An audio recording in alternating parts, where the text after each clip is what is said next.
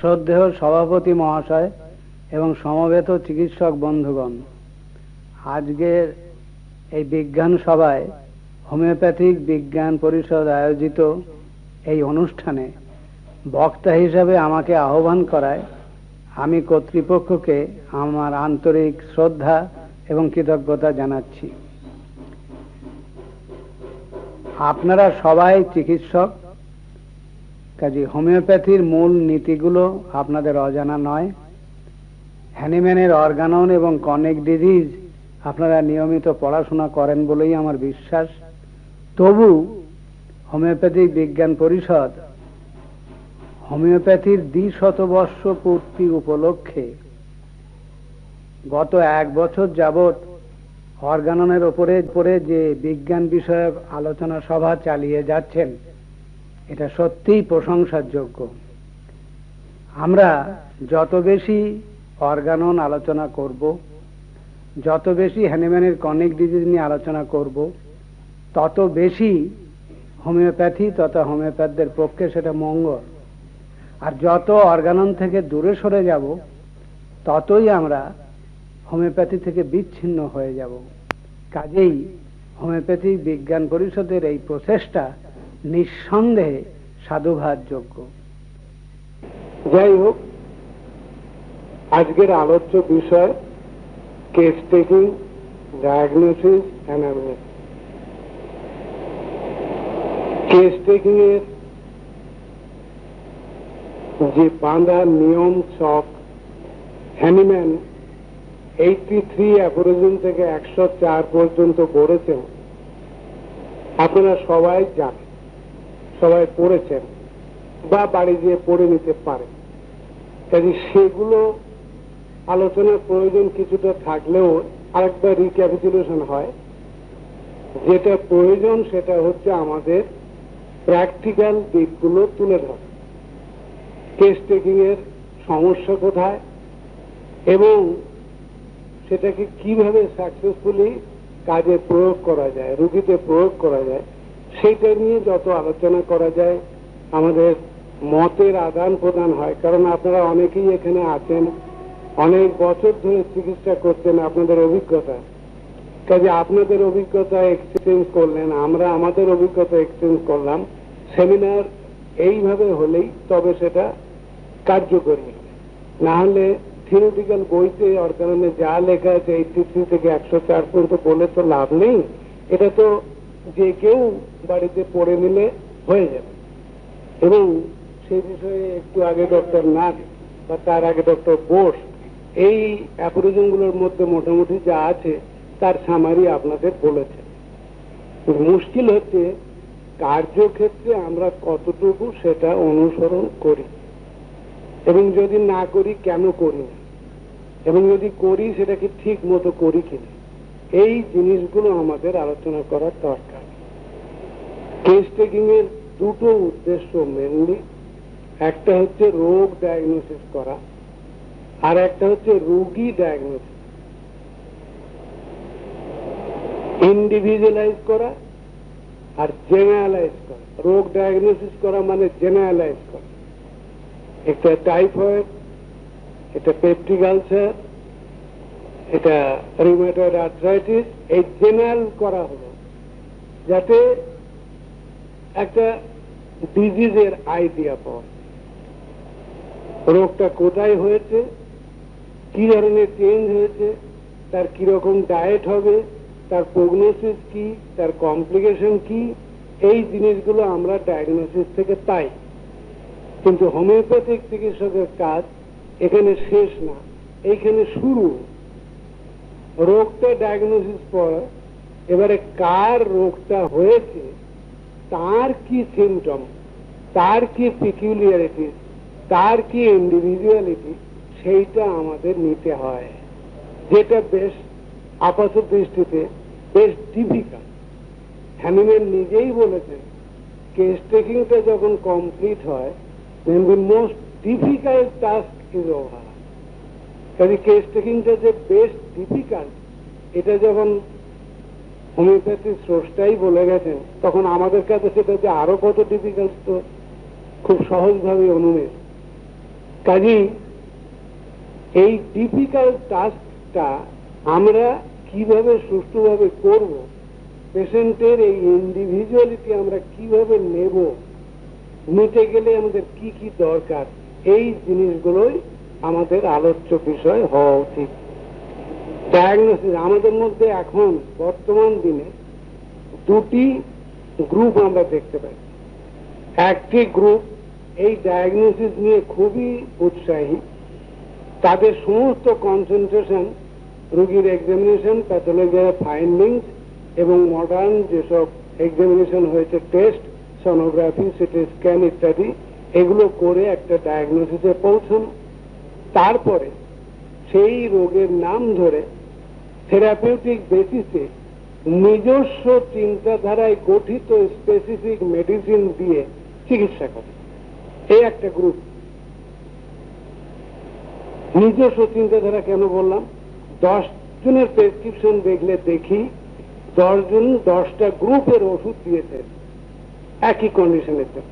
তার মানে আমরা প্রত্যেকে আমাদের মন গড়া এক একটা গ্রুপ ঠিক করে নিচ্ছি যে হেমারেজ হলে এই ওষুধ হবে, যদি পাইলস হয় তার এই ওষুধ হবে, যদি রিউমাটয়েড আর্থ্রাইটিস হয় তাহলে এই ওষুধ।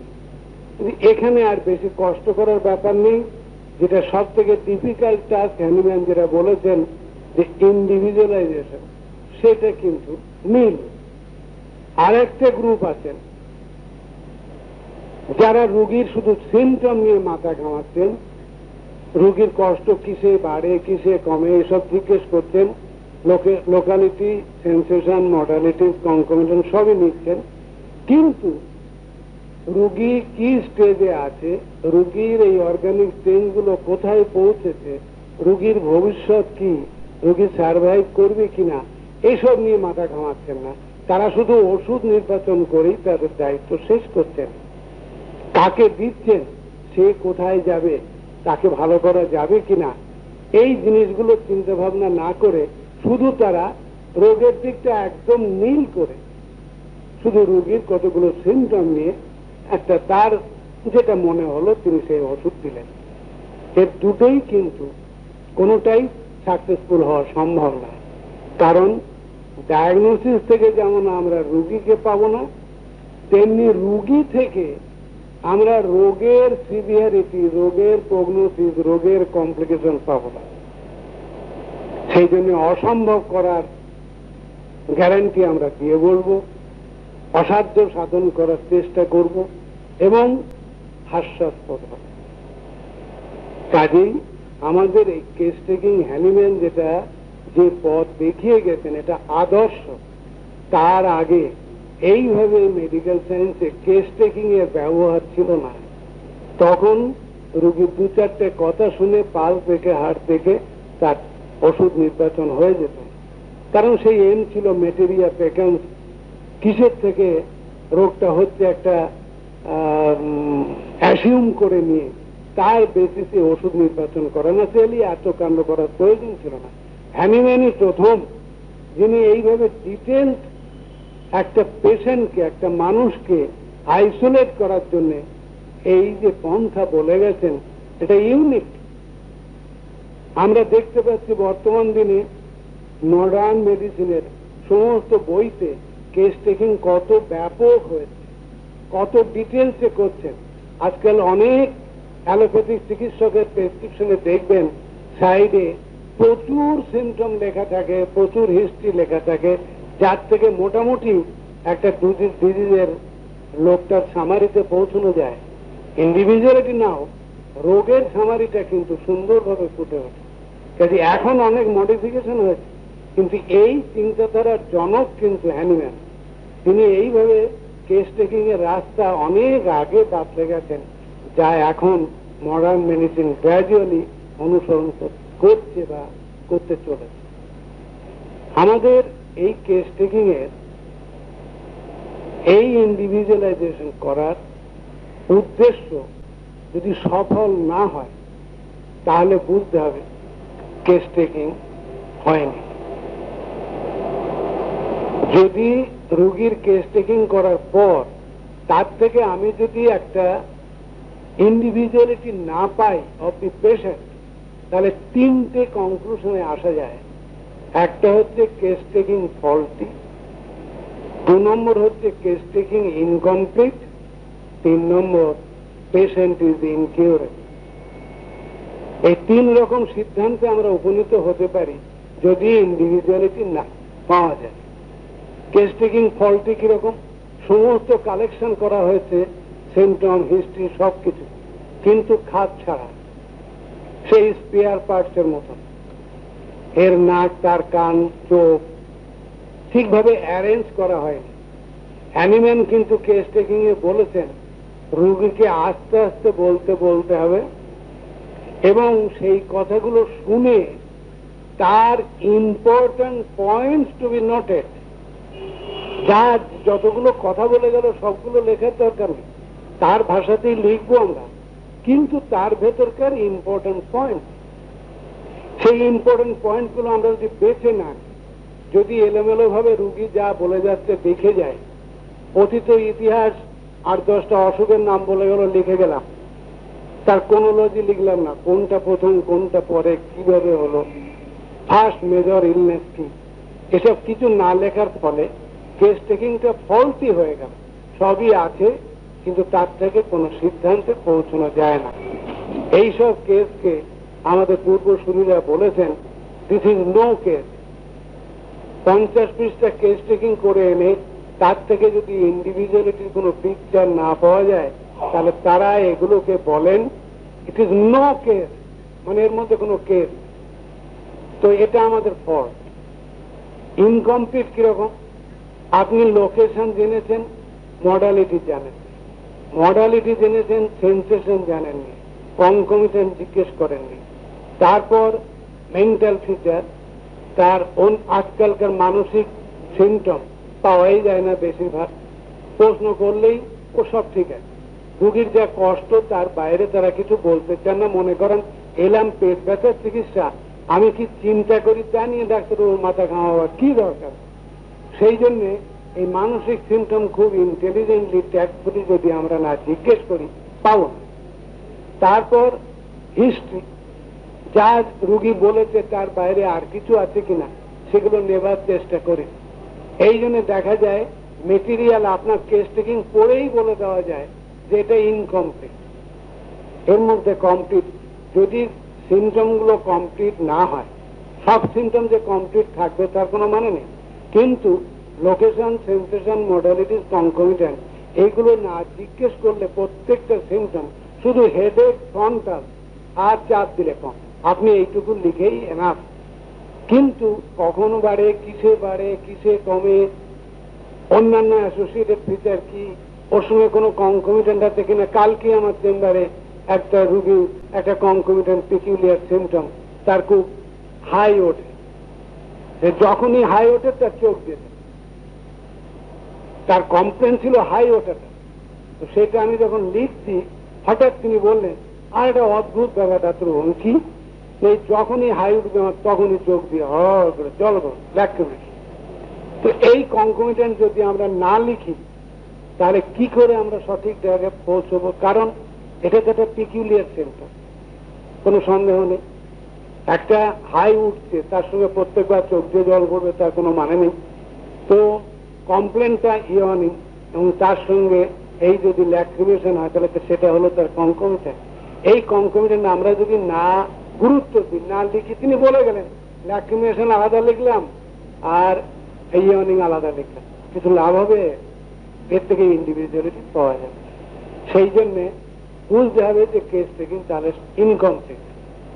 আর in spite of all effort যদি তার ইন্ডিভিজুয়ালাইজিং ফিচার্স না পাওয়া যায়, যদি পেশেন্টের ইন্ডিভিজুয়ালিটিকে খাড়া করা না যায়, সমস্ত নিয়ম যথাযথ ফলো করে, তাহলে বুঝতে হবে পেশেন্ট ইজ ইনকিউরেবল। আমরা ক্যান্সার অ্যাডভান্সড স্টেজে, লিউকিমিয়া, থ্যালাসিমিয়া এইসব রোগীতে দেখবেন ওই লোকাল সিমটম ছাড়া general special feature, identifying feature খুব কম পাওয়া যায়। প্রবলেমটা সেইখানে এসে দাঁড়ায় এবং এই কারণেই এইসব পেশেন্টগুলো দুরারোগ্য। তো কাজেই ইন্ডিভিজুয়ালাইজিং ফিচার যেখানে ল্যাকিং হোমিওপ্যাথি তথা হোমিওপ্যাথ সেখানে অসহায়। হ্যানিম্যান নিজেই একথা বলেছেন যে ইন্ডিভিজুয়ালিজিং ফিচার না থাকলে সে পেশেন্ট চিকিৎসা করে হোমিওপ্যাথিতে কিওর করা যাবে না। তেমনি আমাদের যত স্টলওয়ার্ডস আছেন সবাই এক কথা যে আইডেন্টিটি যদি পেশেন্টের আমরা খুঁজে না পাই কিছুতেই তাকে প্যালিয়েট করা যাবে, রিলিফ দেওয়া যাবে, কিন্তু কিওর বলতে যা তা হয়। সেই জন্যে কেস টেকিং সম্বন্ধে এক একজন এক এক রকম প্রসেস বলে গেছে। হ্যানিম্যান বলেছেন বনি হোসেনের প্রসিডিওর আপনারা জানেন, তার হেক্টোমিটার, তারপরে আপনার কেন্টের প্রসিডিওর, ন্যাশ বলেছেন, হেরিং সব থেকে সংক্ষেপে বলেছেন Hering, to listen, to write, to question and to coordinate. চারটি কথা। হেরিং এর কেস টেকিং খুব সিম্পল। টু লিসন, রোগীর কথা শুনতে হবে। টু রাইট, লিখতে হবে। টু কোয়েশ্চেন, এবার তাকে প্রশ্ন করতে হবে। And to coordinate. সুন্দরভাবে সমস্ত কেস টেকিং এর সামারি এই চারটি কথার মধ্যে আছে। পিয়ারসি স্মিথেরও কেস টেকিং এর প্রসিডিওর বলা আছে। তো আমাদের যে কোনো একটা প্রসিডিওর আপনি অ্যাডপ্ট করুন অফ ইউর ওন, নিজেই সেই প্রসিডিওরটা ঠিক করে নিন কিভাবে আপনি কেস টেকিং করবেন, যার মধ্যে হ্যানিম্যানের নির্দেশিত এই 83 থেকে 104 পর্যন্ত সব পয়েন্টস গুলো থাকে। অথচ আপনি আপনার কার্যসিদ্ধিটা খুব সহজে অল্প সময়ে করতে পারেন। এটা আমাদের প্রত্যেককে নিজেকে ডেভেলপ করে নিতে হয়, তা না হলে ওদের কেস টেকিং এর প্রসিডিওর একটু আলাদা হবে না। সবাই তো হ্যানিম্যানের এই প্রসিডিওর ফলো করতে পারত, কিন্তু তাদের কোনো প্রসিডিওরের মধ্যে হ্যানিম্যানের এই বক্তব্যগুলো নেই তা কিন্তু না। তারা সেটাকে সংক্ষেপ করে কিভাবে এগোনো যায় সেই সব পথ তারা নিজেরা ঠিক করে নিয়েছে। আমাদেরও ঠিক করতে হবে। কেন জানেন? এই 83 to 104 ছাড়াও অর্গাননের বিভিন্ন জায়গায় বিগিনিং টু এন্ড এই কেস টেকিং বলা আছে বিক্ষিপ্ত ভাবে। মেন্টাল ডিজিজের ক্ষেত্রে, ওয়ান সাইডেড ডিজিজের ক্ষেত্রে, বিভিন্ন ব্যাপারে অবজারভেশনের ক্ষেত্রে, অ্যানিম্যানের কনিক ডিজিজেও এই কেস টেকিং, সিফিলিটিক পেশেন্ট কোন স্টেজে আছে কিভাবে বোঝা যাবে সেটাও তো কেস টেকিং। কাজেই এই কেস টেকিং কনিক ডিজিজ আর হ্যানিম্যানের অর্গাননের সমস্ত জায়গা থেকে এক জায়গায় করতে একত্র করে সেই পয়েন্টগুলোকে আমি জিজ্ঞেস করব করে যাতে কিছু বাদ না থাকে। যদি বলেন হ্যানিম্যান এক জায়গায় লেখেননি কেন, তার কারণ আছে। অর্গানন প্রথম প্রকাশ হয়েছে 1810 সালে। হ্যানিম্যানের কনিক ডিজিজ 1829 সালে যে অর্গানন বেরিয়েছে তার আগে আমরা পাই না, কারণ 1827 সালেই তিনি এই কনিক ডিজিজের মায়োমেটিক ব্যাকগ্রাউন্ড সম্বন্ধে স্ট্যাপ অ্যান্ড ব্রসকে বলেন। এর আগে তিনি তার এই মায়োমেটিক কথা কিছুই বলেননি। 11 বছর ধরে এক্সপেরিমেন্ট করে সিদ্ধান্তে পৌঁছেছেন। তবে প্রথমে 20 বছর 96 সাল থেকে, আর তারপরে এই 11 বছর, 31 বছর পরে আমরা মায়োজম সম্বন্ধে জানতে পারি। তো সেটা কি করে ওই 83 থেকে 104 এর মধ্যে ঢুকবে? কারণ সে তো অনেক আগেই লেখা হয়ে গেছে। তাছাড়া প্র্যাকটিক্যাল লাইফে করতে যে যেখানে যেসব সমস্যা হয়েছে সেই প্রসঙ্গে তিনি কেস টেকিং এর উল্লেখ করেছেন, আমি আপনাদের দেখাচ্ছি। কাজে সেগুলোকে এক জায়গায় করা সম্ভব না।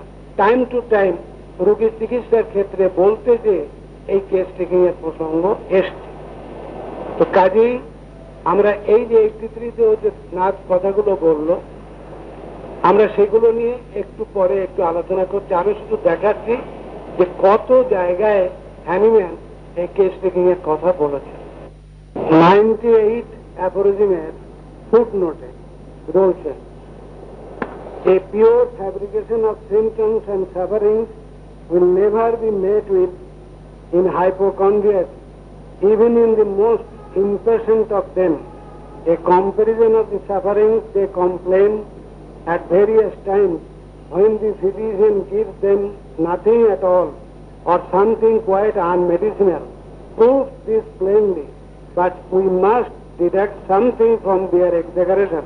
At all events, ascribe the strong character of their expression to their excessive sensibility, in which case this very exaggeration of their expression is one of the strong symptoms.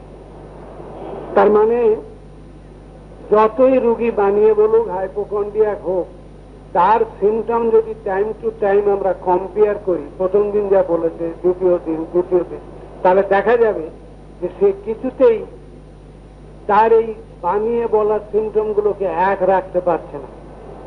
কাজেই এরকম 3-4টে ভিজিটের পর আমরা মোটামুটি কনক্লুশনে এসে যাব কোন সিমটমগুলো তার আসল আর কোনগুলো তার এক্সাগারেশন। কারণ হ্যানিম্যান বলছেন নো মেডিসিনাল সাবস্টেন্স এর মধ্যে দেওয়া হয়েছে, অর্থাৎ আইটেম প্লাসিবো দিয়ে রাখা হয়েছে। তো প্লাসিবো দিয়েও রুগী টাইম টু টাইম যে চেঞ্জ রিপোর্টগুলো বলছে, এর থেকে আমরা কনক্লুশনে পৌঁছতে পারব।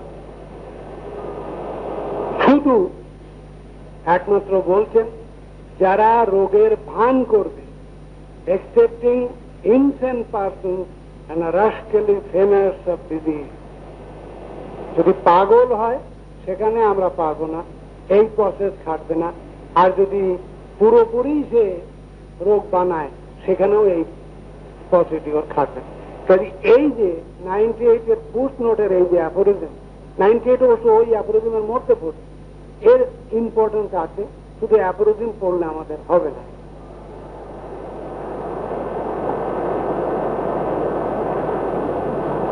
একশো 2-তে আছে জিনাস এপিডেমিকাসের কথা, ওটা 104-এর মধ্যেই পড়ছে। লাস্ট 104, এইখানেই উনি বলেছেন 104 যখন শেষ করলেন যে এইভাবে কেস টেকিং করার পর the most difficult part of the task is accomplished, যদি রোগীর এই কাজটা আমরা করতে পারি। 139, when the physician does not make the trial of the medicine, এটা হচ্ছে ড্রাগ প্রুভিং এর সময়। ড্রাগ প্রুভিং এ অসুস্থ লোকের উপরে ড্রাগ প্রুভিং করলে বা ড্রাগ প্রুভিং এ যে time to time trivial symptom গুলো আসে, সেইগুলো ড্রাগের সিমটম না রোগীর old substance symptom, accessory symptom, এগুলো বোঝবার কি উপায় সেটা এখানে দেওয়া আছে। 139, 140, 141 এই তিনটেতে আমরা পাবো কেস টেকিং করতে হবে কিভাবে during drug proving. 150, 150, 51, 52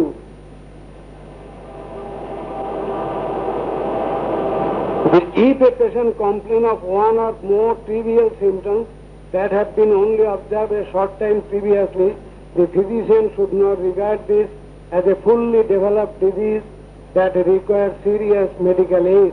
A slight alteration in the diet and regimen will usually suffice to dispel such an indisposition.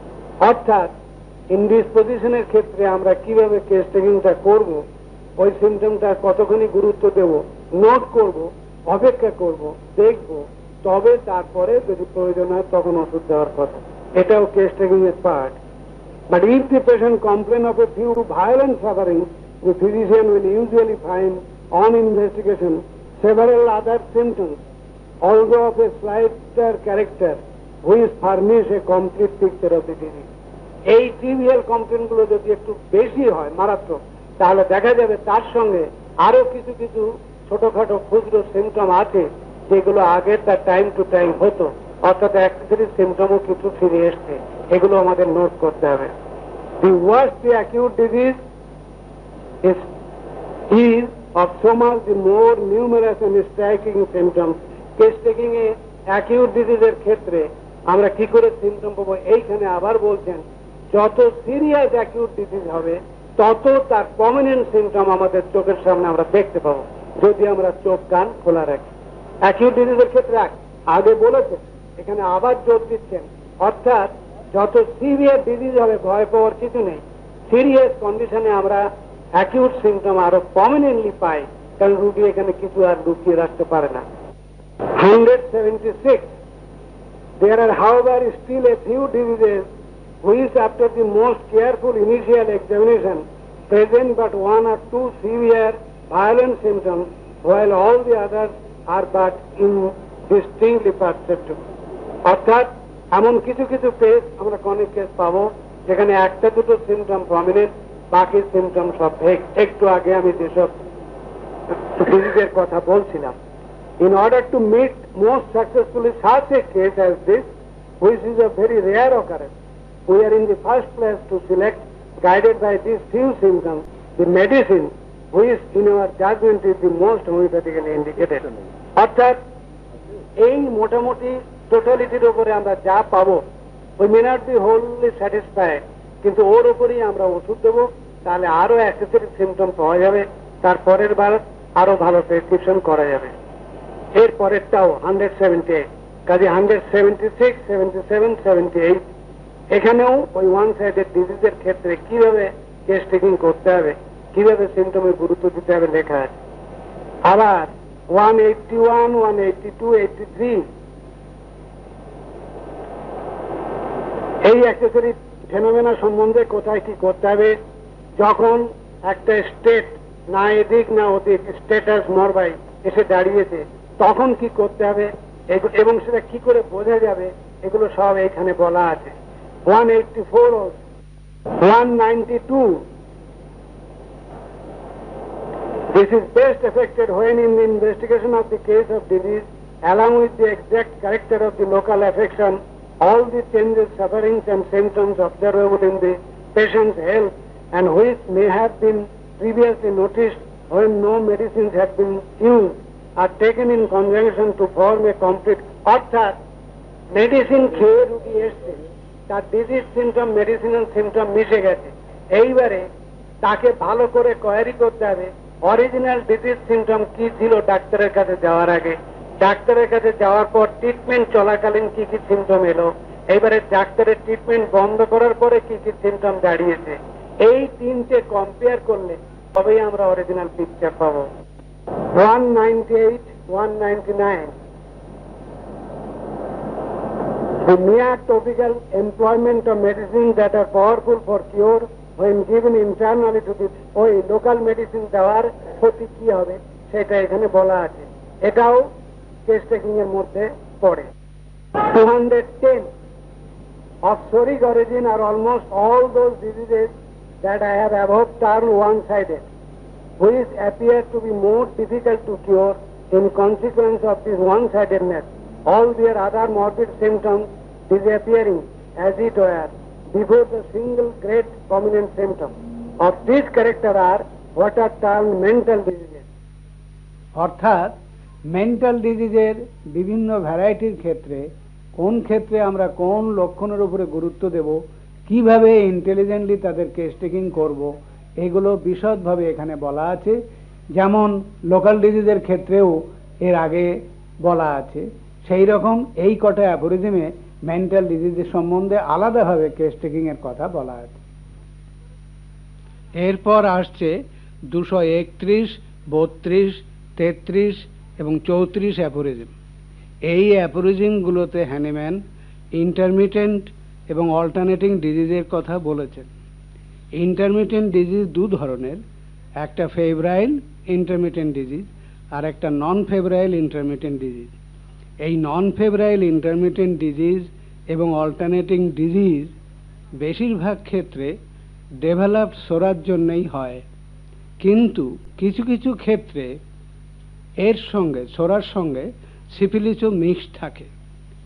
এটা যদি আমরা কেস টেকিংয়ের সময় নোট না করি বা সেইভাবে যদি কেস টেকিংয়ের হিস্ট্রি না নিই, তাহলে আমরা ক্রমাগত অ্যান্টিসোরিক ওষুধ দিয়ে যাব, তাতে রুগী আরোগ্য হবে না।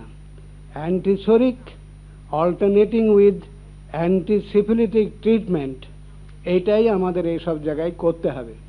কাজেই কেস টেকিংয়ের সময় তার সিফিলিটিক ব্যাকগ্রাউন্ড কি আছে, সিফিলিটিক লেটেন্ট সিমটম কি আছে, এগুলো আমাদের নোট করতে হবে।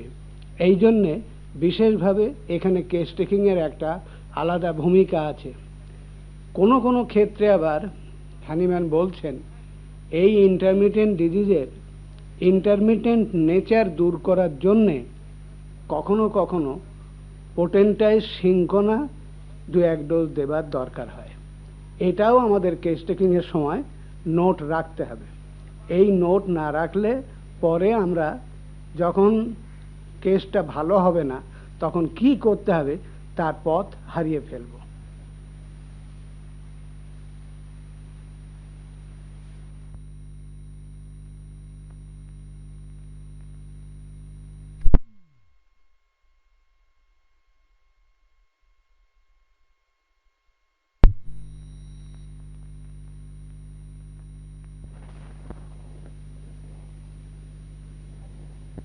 এবারে আসছে 140, 41 এবং 42 aphorism.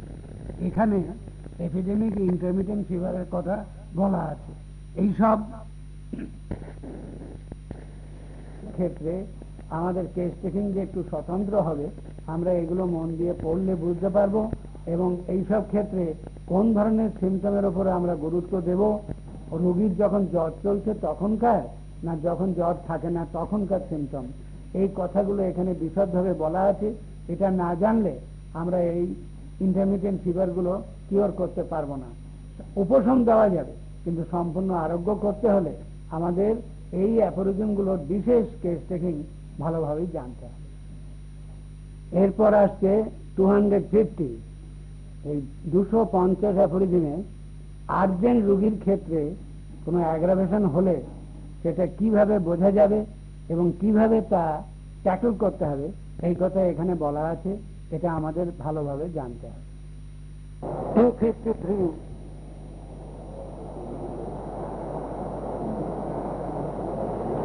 among the signs that in all diseases, especially in such as are of an acute nature, inform us of a slight commencement of amelioration or aggravation that is not perceptible to everyone, the state of mind and the whole demeanor of the patient. কিভাবে আমরা জাজ করব যে slightest improvement হয়েছে, এই case taking এর মধ্যে পড়ছে। এটা সুন্দর। এই অ্যাপ্রোচিংটা 253 পড়ে দেখবেন যে এইটা না জানলে এইসব পেশেন্টের ক্ষেত্রে সমান, যেমন মেন্টাল ডিজিজ, তার ক্ষেত্রে মেন্টাল সিমটম প্রথমে একটু বেড়ে যাবে, তাহলে আমরা তার কি করে বুঝবো ইমপ্রুভমেন্টটা হয়েছে। এই ধরনের যখন সেকেন্ড প্রেসক্রিপশন আপনি করবেন, তার রিপোর্টিংটা ওই কেস টেকিং এর মধ্যে ইনক্লুড করতে হবে যে এই জিনিসগুলো এই ওষুধ দেওয়ার পরে এসছে এবং এটা কি ইন্ডিকেট করে, that is sign of improvement. Slightest বোঝা যাবে কি করে এখানে আছে। 254 এও তাই, স্লাইটেস্ট ইমপ্রুভমেন্ট কি করে বোঝা যাবে। 256 যদি কোনো ফ্রেশ অ্যাক্সিডেন্ট বা সিমটম হয় তাহলে আমরা সেটা কি করে বুঝবো। অর্থাৎ রোগী বলছে আমি ভালো আছি, কিন্তু তার হঠাৎ কাঠের সঙ্গে রক্ত এলো। খুব ইম্পর্টেন্ট অ্যাফোরিজম 256। পেশেন্ট হিসেবে রিপোর্ট দিচ্ছে রাত্রেও আমি খুব ভালো আছি, সব দিক দিয়ে ভালো আছি, কিন্তু আপনি তাকে পরীক্ষা করুন, লাংসের ক্যাভার্নাস ব্রিদিং বেড়ে গেছে, তার হিমোপ্সিস বেড়ে গেছে, তার ওয়েট লস হয়েছে। কোনো দিক দিয়ে ডাক্তারি শাস্ত্র মতে ভালো বলা যায় না, কিন্তু পেশেন্ট বলতে ভালো হয়। এই ক্ষেত্রে কিভাবে তার এই বক্তব্যকে আমরা গ্রহণ করব, কোনটা করবো না, সেটা আমাদের ভালোভাবে বুঝতে হবে। 278 সিলেকশন অফ ডোজের প্রসঙ্গে আমরা কিভাবে পেশেন্টকে অবজার্ভ করবো। 278 শুধু ওই ডোজের কথা, ডোজের জন্য পেশেন্টকে অবজার্ভ করতে হবে কিভাবে। এই এতগুলো অ্যাপ্রোচিংয়ে অর্গাননে বলা আছে। সেই রকম ক্রনিক ডিজিজেও বহু জায়গায় আছে, আমি তার মধ্যে দু একটা জায়গায় শুধু বলব।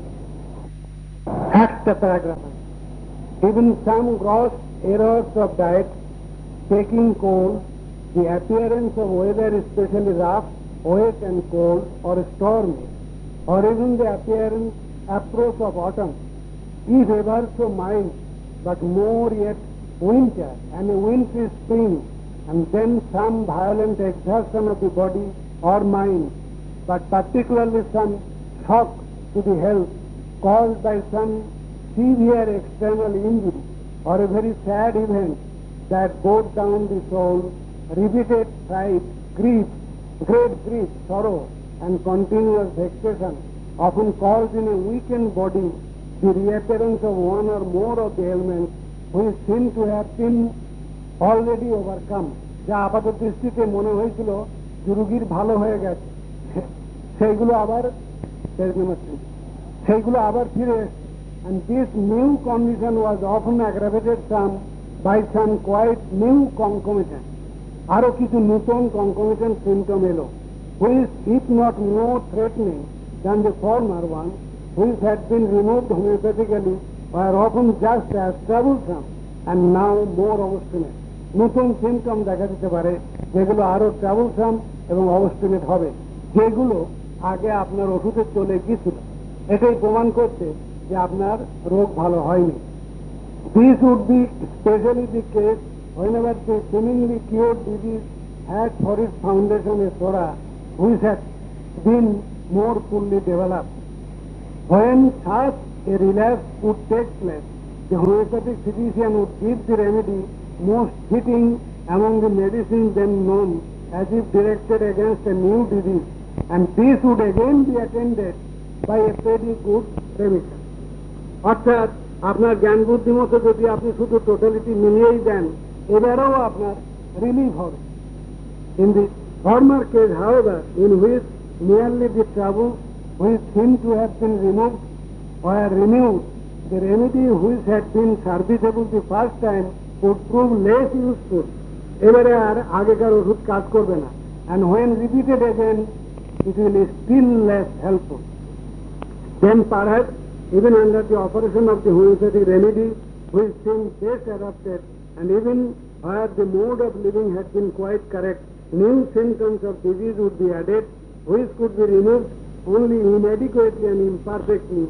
Yeah, these new symptoms are at times not at all improved, especially when some of the obstacles above mentioned hinder recovery. অর্থাৎ অবস্ট্যাকল থাকলে in spite of our best effort patient সারবে না। সেক্ষেত্রে এই সিমটম যে টাইম টু টাইম রিঅ্যাপিয়ার করছে, এর থেকেই আমাদের বুঝতে হবে যে রুগী আমরা ভালো করতে পারিনি। তারপরেই আছে যে এই সময় যদি পেশেন্ট চেঞ্জ হয়ে যায় কিংবা তার মনে কোনো ফুর্তির কারণ ঘটে, তাহলে অ্যাপারেন্টলি একটা পিরিয়ড আসবে যখন রুগী বলবে আমি ডাক্তার ভালো আছে, আমার কোনো কমপ্লেন নেই, লিউসিড ইন্টারভাল। এই সময় উনি বলছেন না, আপনি ছেড়ে দেবেন না, ওকে ডাকুন, ওকে জিজ্ঞেস করুন, দেখা যাবে ওই প্রিভিয়াস সিমটম আগের কিছু কিছু অফ অ্যান্ড অন আসতে যাচ্ছে, বুঝবেন কিওর হয়নি। অর্থাৎ লিউসিড ইন্টারভেলে রুগী ভালো থাকা বলা সত্ত্বেও আমরা কি দেখে বুঝবো রুগী ভালো হয়নি, এটাও কেস টেকিং এর অংশ। আর একটা জায়গায় পড়ে আনছে page number 121,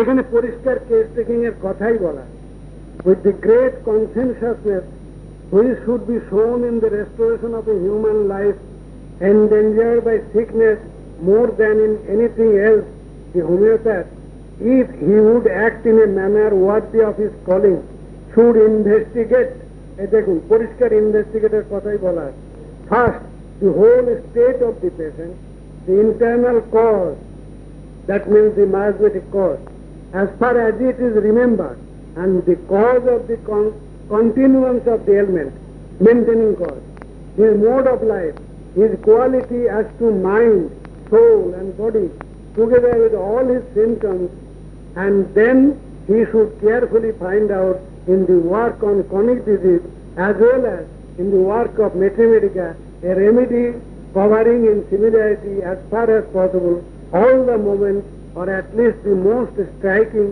and peculiar ones. এরপরে উনি বলেছেন এখানে ওই ক্রনিক ডিজিজ বা ম্যাথমেটিকা পিউরো ফলো করে ড্যাক্সলেট করতে হবে, রেপার্টরির উপরে নির্ভর করতে না বলেছেন, কারণ রেপার্টরি আমাদের একটু গাইড করে যে এই সিমটমটা কোন কোন জায়গায় আছে থাকতে পারে, এছাড়া রেপার্টরি হেল্পফুল নয় এখানে বলা আছে। কিন্তু এই যে ইনভেস্টিগেশনে আলাদা করে বলা আছে, এইগুলো গুরুত্ব দেওয়া কোন ক্ষেত্রে, এইরকম সিফিলিসের ক্ষেত্রে সিফিলিস কিওর হয়ে গেছে কিনা, যখন আপনার কাছে এলো সেকেন্ডারি স্টেজ, তার প্রাইমারি স্টেজে সিফিলিস সেরেছে কিনা, বা সে যে বলছে হ্যাঁ আমি অ্যালোপ্যাথিক ইঞ্জেকশন নিয়েছিলাম বহুমুখ করেছিলাম ভালো হয়ে গেছে, তার সাইন পেনিসে সে স্কার মার্ক থাকবে। যদি বিউবে ভালো হয়ে থাকে সেখানে স্কার মার্ক থাকবে, তাতে বোঝা যাবে রুগী কিওর হয়নি, রুগীর এখনো সেই স্কার মার্ক রয়েছে, অর্থাৎ ওই আলসার আবার ফিরে আসার সম্ভাবনা। এই যে কোন ক্ষেত্রে আমরা কি করে সাইকোসিসের ক্ষেত্রে কি করে কেস টেকিং করবো, অ্যাকিউট গনোরিয়া কি আর সাইকোটিক গনোরিয়া কি, এটা ডিফারেন্স কি করে করবো, সব এতে আছে, এগুলো কেস টেকিং এর মধ্যে পড়ে। এই সবগুলোকে যদি আমরা একসঙ্গে নিয়ে তবে কেস টেকিং একটা আমরা প্রোফর্মা তৈরি করি, তবেই এটা কমপ্লিট হবে, তা না হলে কমপ্লিট হবে না। যাই হোক, এবারে আমরা দেখি কেস টেকিং এর এই যে স্টেপগুলো উনি বলেছেন সেইগুলো নিয়ে একটু আলোচনা করা যায়, বিচার করা। যেমন ডক্টর নাথ বলেছেন 83 তিনি উনি বলছেন sound senses, attention in observing, freedom from prejudice and fidelity in tracing the picture of the disease, এই কটা অ্যাডিশনাল কোয়ালিফিকেশন ফিজিশিয়ানের থাকা দরকার কেস টেকিং করার জন্য। হোমিওপ্যাথিক আগে যে কোয়ালিফিকেশনের কথা বলেছেন, knowledge of disease, knowledge of medicine ইত্যাদি ইত্যাদি, সেগুলো না, তাছাড়াও স্পেশাল কোয়ালিফিকেশন লাগে। কেন?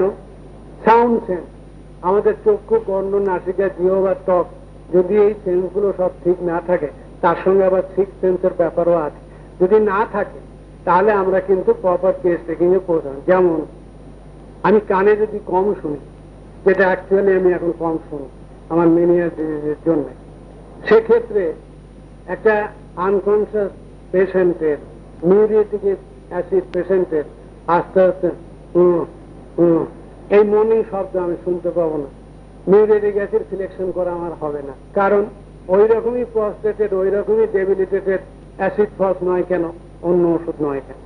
সেই রকম যদি আমার নাকের ঘ্রাণ শক্তি কম হয়, তাহলে বাড়িতে ঢুকেই পাইরোজেন, আর্সেনিকের দুর্গন্ধ আমরা পাবো না। চোখ থেকেও যদি আমরা পেশেন্টের কোন স্পেশাল ফিচার অবজার্ভ না করি, আমার চোখের চানি পড়ে, তাহলে জিঙ্কা মেডেলেগমের পায়ের আঙুল লাফানো কিংবা অ্যাগারিকাসের ফেসিয়াল মাসল টুইসিং এর আমাদের চোখে পড়বে কি করে? কেস টেকিং করতে যে একটা রুগী অন্য ট্রাভেলের জন্য আসছে, তার এই ফেসিয়াল টুইসিং দেখে অন্যান্য সিমটম মিলিয়ে অ্যাগারিকাস দিয়ে পেশেন্ট ভালো হয়, তো এই অবজারভেশন আসবে না যদি আপনার চোখের প্রমাণ থাকে। তো এই জন্যে এই স্পেশাল সেন্সগুলো সব ভালো থাকা দরকার, তা না হলে হবে। ফ্রিডম ফ্রম প্রেজুডিস খুব সাংঘাতিক কথা, খুব শক্ত ব্যাপার। যত আমরা অভিজ্ঞ হই তত আমাদের মধ্যে প্রেজুডিস গ্রো করে। কোথায় প্রেজুডিস কমে যাবে তা না, এখন এসেন্সিয়ালের যে প্রেজুডিস, এসপিদের পেজের প্রত্যেকের প্রেজুডিস কিছু হয়েই গেছে এবং তা মুক্ত হওয়া খুব শক্ত ব্যাপার। যেমন একটা রুগী এসে বলল, এটা বাস্তব ঘটনা, যে সমস্ত ডায়াগনোসিস হয়েছে, এমআরআইটাই হয়েছে, মোটর নিউরন ডিজিজ। একজন আমাদের ছাত্রবন্ধু নিয়ে, এখন মোটর নিউরন ডিজিজ যেহেতু সঙ্গে সঙ্গে কস্টিকাম, ডেলসিমিয়াম, ল্যাকেসিস, প্লামাম, জিঙ্কা, এই সব ওষুধের মধ্যেই আমার বন্ধুবরের মাথা ঘুরছে। এই কটা ওষুধ বাইরে তিনি আর যেতে পারছেন না। ন্যাচারালি কেস টেকিং কিরকম হবে বুঝতে পারছেন, রোগীকে জোর করে এই কটা ওষুধের যে কোনো একটার মধ্যে ফিক্স করা, তাহলে কেস টেকিং কি ঠিক হবে? কিন্তু সেই রোগীর বোধহয় আমার বইতেই আছে, আমার প্রেসক্রিপশন ছিল অ্যাকোনাইট, বাঁকুড়ার হসপিটালের চিফ অ্যাটেন্ডেন্ট, তার ছেলে প্যারাপ্লিজিয়া, কোমর থেকে নিচে পর্যন্ত একদম কমপ্লিট। তার হিস্ট্রি সাডেন অনসেট ভায়োলেন্স হলো, তারপর দিন সকালে রাত্রে বেশ জ্বর। এই সাডেননেস, ভায়োলেন্সনেস আর তখনকার ড্রাই কোল্ড উইন্ড, এই কজেশনের উপর বেস করে অ্যাকোনাইট দিয়েছিলাম। পরে তার হয়তো অন্য ওষুধের কথা ভাবা যাবে, কিন্তু thank god and thanks to Hahnemann, সেই অ্যাকোনাইটই তাকে 12 আনা আরোগ্যের পথে নিয়ে যায়। তো এটা কি করে ওই প্রেজুডিস মাইন্ডে সম্ভব হবে না। ওই জন্য ফ্রি ফ্রম প্রেজুডিস হওয়া বড্ড শক্ত, বিশেষ করে দিন গেলে আমরা পরপর যেন প্রেজুডিস হয়ে যায়। যেমন আমার এখন প্রেজুডিস, রুগী এলেই আমি তার মধ্যে হয় ছোড়া খুঁজি, নাহলে সাইকোসিস খুঁজি, না সিফিলিস। যেমন এখানে আমার এক ছাত্র বন্ধু আছেন, তিনি কিছুদিন আমার কাছে চিকিৎসা করছিলেন। আমি একদিন তাকে বললাম যে তুমি তো পুরো সিফিলিনাম, তুমি সিফিলিনাম খাও। তো আমাকে তিনি জিজ্ঞেস, স্যার আপনি আমাকে সিফিলিনাম বললেন কেন? আমাকে দেখেই কি করে সিফিলিনাম? তো এইরকম আমার রোগ হয়ে গেছে, সবকে দেখলেই হয় ছোড়া ভাবি, না সিফিলিস ভাবি, না সাইকোসিস ভাবি। তো এই প্রেজুডিস তো এসে যাই অভিজ্ঞতা থেকে খানিকটা। তো যাই হোক, freedom from prejudice, attention in observing. যদি অ্যাটেন্টিভ অবজারভার আপনি না হন, পেশেন্টের আইডেন্টিটি আর ইন্ডিভিজুয়ালাইজিং ফিচার্স আপনার চোখে পড়বে না। প্রোফাউন্ড মেলাঙ্কলি একটা লোক এসে বলবে না, ডাক্তারবাবু I am suffering from profound melancholy. তার আপনার চেম্বারে ঢোকা, আপনার কাছে বসা, কেস হিস্ট্রি বলা এবং উঠে যাওয়া, এর ভেতর থেকে আপনি অবজার্ভ করলেই দেখতে পারবেন যে তার মুখে একবারও আপনি হাসি দেখেননি, চেষ্টা করেও হাসাতে পারেননি, আর যেন একখানা কালো মেয়ে একটা মুখের উপর বসে। আনলেস ইউ অবজার্ভ ইট, আপনি শুধু তার কাছে জিজ্ঞেস করছেন আর লিখে যাচ্ছেন, শুধু লিখেই যাচ্ছেন।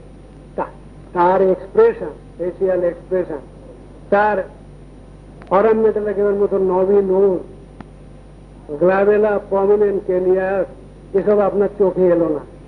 আপনি শুধু কেস টেকিং করে যাচ্ছেন মেকানিক্যাল। এসব ইন্ডিভিজুয়ালিজিং ফিচার্স অ্যাটেন্টিভ অবজারভার ছাড়া কি করে দেখা সম্ভব? অনেক কিছুই পাওয়া যায় যদি অ্যাটেন্টিভলি অবজার্ভ করা যায়। আমাকে তো অ্যাকিউট কেসে যখনই আমার ছাত্র বন্ধুরা বলেন ফেলিওর হচ্ছি, আমি তাদের এক কথাই বলি, রুগীর পাশে যে বসো, get something, you will get. তুমি সিমটম পাবে, ইন্ডিভিজুয়াল ফিচার পাবে, কিন্তু রুটিন জ্বর, মাথা ব্যথা, কাশি, বুকে ব্যথা আর জল খাচ্ছে, এর উপরে প্রায় নেওয়া হবে না। তুমি তার ইন্ডিভিজুয়াল ফিচার খুঁজলে পাওয়া যায়। আমরা এরকম সারা জীবন ভোর দেখছি। অ্যাটেন্টিভলি অবজার্ভ করলে তবেই আর্সেনিকের ফ্যাস্টিডিয়াসনেস পাওয়া যায়। রুগী বসছে আর সবসময় হাত দিচ্ছে না আপনার চেয়ার টেবিল কোনো জায়গায়, বসেছে, বসার আগে চেয়ারটাকে ভালো করে একটু ঝেড়ে ঝেড়ে নিয়ে এই সোজা হয়ে পড়ছে, কারো গায়েটায় কোথাও না লাগে। এ কি বলে দেবে আমি খুব ফ্যাস্টিডিয়াস? জিজ্ঞেস করলে বলবে যে হ্যাঁ আমি বাড়িতে সব গুছিয়ে গেছি দেখ, কিন্তু আপনার চোখে তো দেখাই যাচ্ছে কি ধরনের এক্সট্রা অর্ডিনারিলি ফ্যাস্টিডিয়াস সেই রুগী। আপনার চেয়ার যতই ঝকঝকে থাক, তার স্বাতন্ত্র বজায় রেখে কাজী attention in observing and fidelity in tracing the picture of the disease. রুগী যা বলছে আপনার জানা থাক না থাক, বিশ্বস্ততার সঙ্গে কেস টেকিংটা করতে। ওই যেমন আমি বললাম যে ইয়নিং এর সঙ্গে হাত, আমার জানা নেই, আচ্ছা বেশ, আমি সেই কথাটা তো যা রুগী বলছে তাই লিখবো, জানা না থাকে রেকর্ডই দেখবো। সেই জানা না থাকলে আমরা আমাদের মতো করে লিখিনি। যেমন পেশেন্ট বলছে সেন্সেশন অফ কোল্ড নীল, আমার সমস্ত শরীরে মাঝে মাঝে রাত্রে মনে হয় ঠান্ডা সুঁচ ফোটাচ্ছে। আপনি ঠান্ডা কথাটা বাদ দিয়ে সুঁচ ফোটাচ্ছে লিখলেন, বুঝুন এবার নিজের স্বপনে নিজে করলেন। আর্জেনাল ন্যাটিকাম, হিপার সাল বা অ্যাসিড নাইট্রিক এইসব ওষুধ আসবে। আর যদি কোল্ড নিডল লিখতেন তাহলে 11টা থাক। তো কাজী এই fidelity in tracing the picture of the disease, এই বিশ্বস্ততার সঙ্গে রুগী যা বলছে আপনার জ্ঞান বুদ্ধিতে করুক না করুক, আপনি তাকে জোর করে আপনি যা চাইছেন ইগনেশিয়া তার মধ্যে ফেলেন, সে যা চাইছে আপনি তার মধ্যে ফেলেন। কাজী এই fidelity in tracing the picture of ডিজিজের গুরুত্ব এইবারে 98-এ আবার কতগুলো অ্যাডিশনাল কোয়ালিফিকেশনের কথা বলেছেন, এগুলো ভীষণ গুরুত্বপূর্ণ।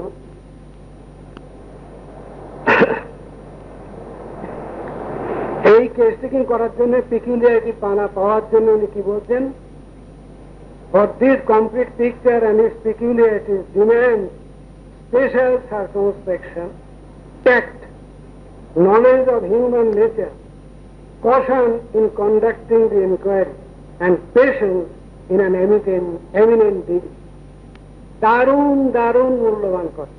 আজকালকার যুগে মানুষের চরিত্র না জেনে যদি কেস টেকিং করতে যান আর যদি সেইভাবে পেশেন্টের ট্রিটমেন্ট করেন, কনজিউমার অ্যাক্টের আওতায় আমরা পড়েছি, যে কোনো সময় ফেসে যাওয়ার সম্ভব। এটা মাথায় রাখবেন।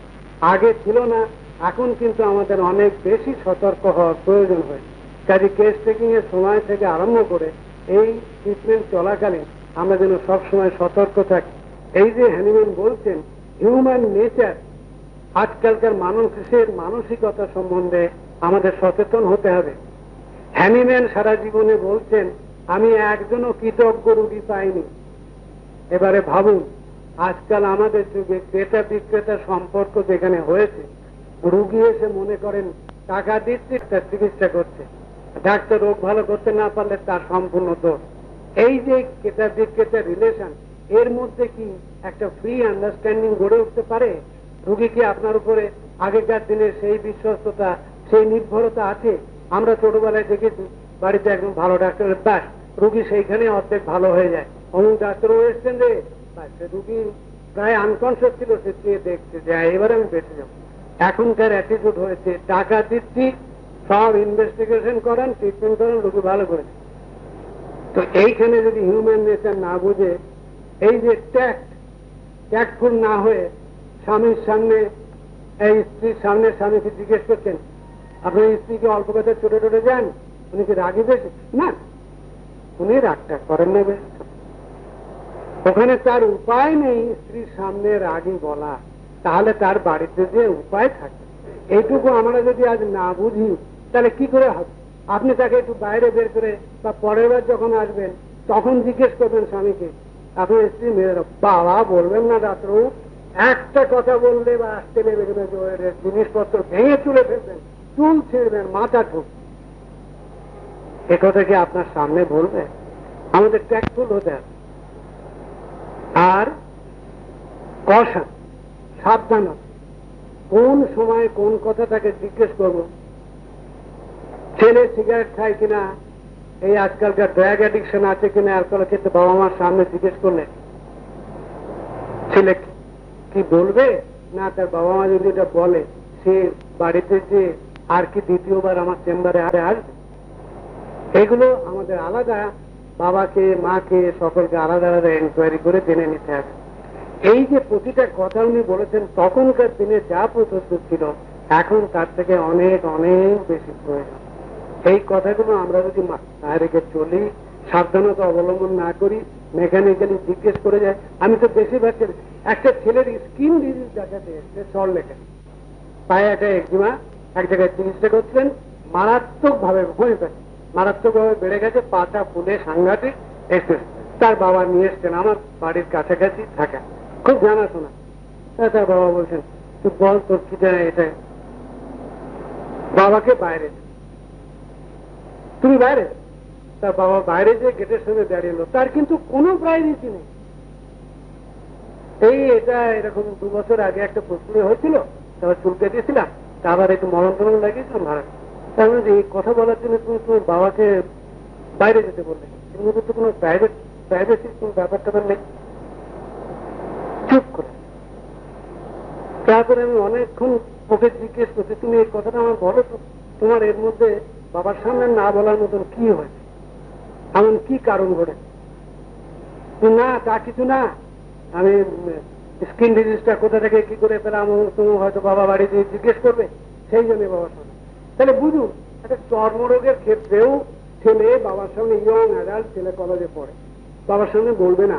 আর সেখানে আমরা যদি মা বাবা সবার সামনে ছেলের সবার চরিত্র নিয়ে জিজ্ঞেস করি, ডু ইউ এক্সপেক্ট যে আপনি কারেক্ট ইনফরমেশন পাবেন? সেই জন্যই আমাদের এইসবগুলো ট্যাক্টফুল হয়ে করতে হবে।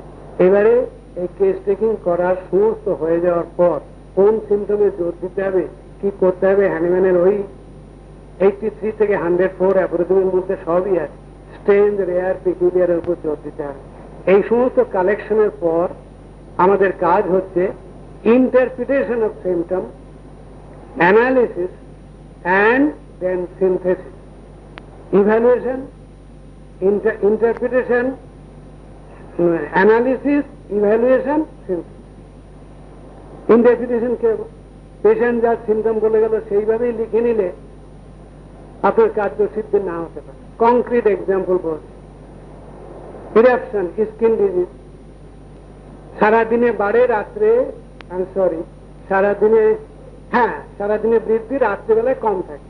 আমার অ্যাসিস্ট্যান্ট কেস টেকিং করেছেন, রুগীও সেই কথা বলছে। তাকে জিজ্ঞেস করলাম, কারণ এটা পিকিউলিয়ার, জেনারেলি স্কিন ডিজিজ রাত্রে বাড়ে। আর এই রুগীর ক্ষেত্রে পেশেন্ট তো বলছে, আমার অ্যাসিস্ট্যান্ট যিনি হিস্ট্রি লিখেছেন তিনিও বলছেন যে রাত্রে ভালো, তো রাত্রে ভালো থাকে, আপনি এবারে রেপার্টরি করে রাত্রে ভালো থাকার ওষুধ দিন, রুগী সারবে। কারণ রাত্রে ভালো থাকাটা ঘটনা নয়, ঘটনা হচ্ছে ওকে কোয়ারি করে জিজ্ঞেস। আমি বললাম রবিবার দিন কি হয়, অন্যান্য দিন তো অফিস যান, 10টা 5টা ডিউটি থাকে, রবিবারে তো বাড়ি থাকে, সেদিনও কি সারাদিন চলবে? না ডাক্তার, সেদিনও কিন্তু কম।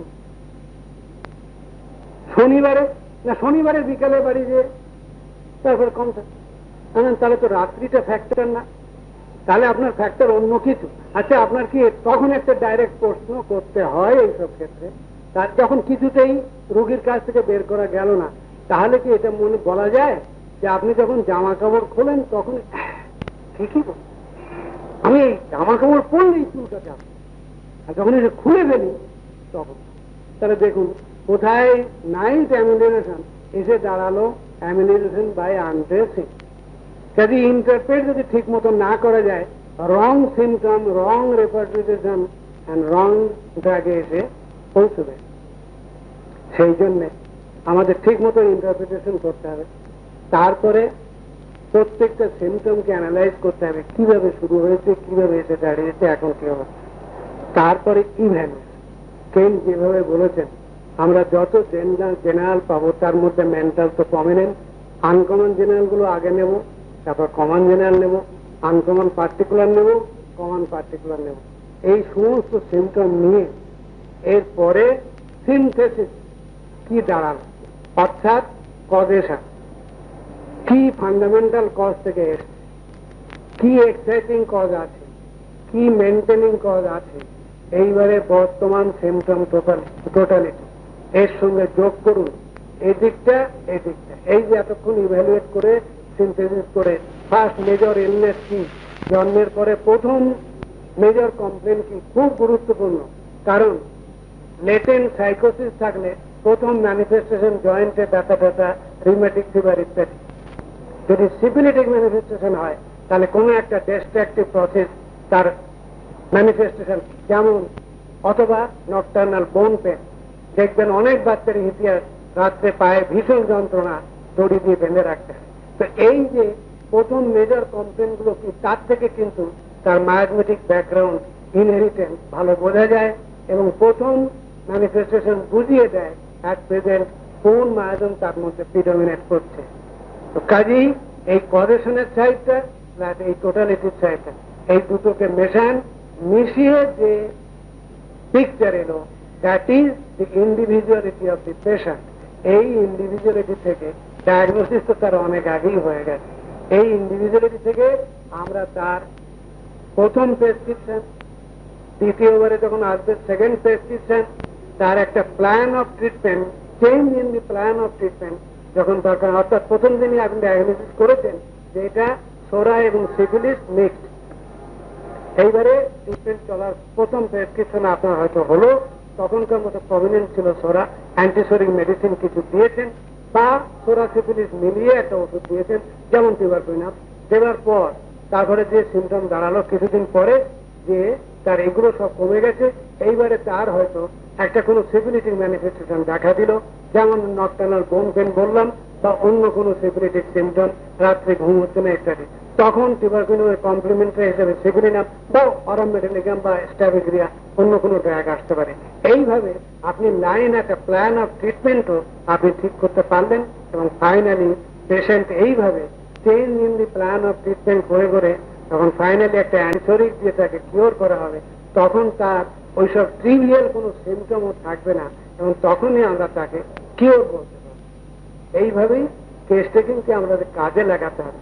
কেস টেকিং যদি মেকানিক্যাল হয়, কেস টেকিং যদি ওই জিজ্ঞেস করছি জন্মের থেকে আরম্ভ করে, যেমন কারো একটা অ্যাক্সিডেন্ট হয়েছে, সেই অ্যাক্সিডেন্টের পরে এখন যদি তার সমস্ত ফ্যামিলি হিস্ট্রি কেউ লিখে আনে, তার যেমন কোনো অর্থ হয় না, তেমনি একটা কনিক ডিজিজ, সেই কনিক ডিজিজের ট্রিটমেন্ট ক্ষেত্রে অ্যাট প্রেজেন্ট বর্তমান সিমটম ছাড়া আর কিছু নেই, এক্ষেত্রেও তাকে কিওর করা অসম্ভব হয়ে পড়ে। এই বলে আপনাদের সকলেরই অভিজ্ঞতা আছে কেস টেকিং। কেস টেকিং বলে 1 ঘন্টা 2 ঘন্টা শেষ করা যায় না। কাজেই আমি সামনে যা বললাম, কোথায় কতটুকু কোন ক্ষেত্রে আমাদের গুরুত্ব দিতে হবে, কিভাবে কেস রিভিউটা করতে হবে এই বলে